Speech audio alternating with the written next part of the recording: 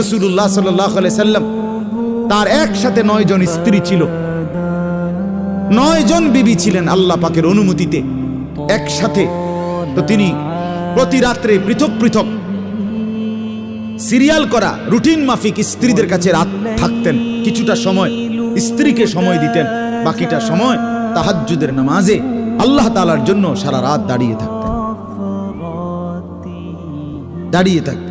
নবী সাল্লাল্লাহু আলাইহি সাল্লাম কি আহার করে নাই? নবী সাল্লাল্লাহু আলাইহি ওয়াসাল্লাম কি সংসার করে নাই? নবী সাল্লাল্লাহু আলাইহি সাল্লামের কি সন্তান ছিল না? কথা বলেন না কেন?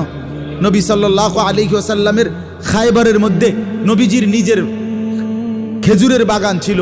রাসূলুল্লাহ সাল্লাল্লাহু আলাইহি ওয়াসাল্লামের শস্য আপনার খেজুরের বাগান ছিল। তাইলে আল্লাহর নবী সাল্লাল্লাহু আলাইহি সাল্লাম দুনিয়া বাদ দেন নাই।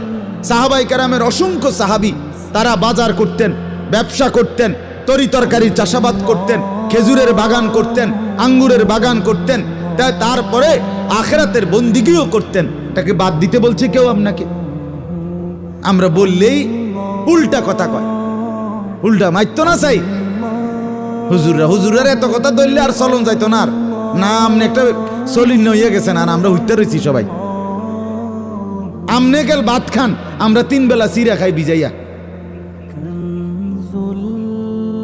এজন্য দয়া করে আখিরাত বাদ দিয়েন না, আখিরাতকে মিলান।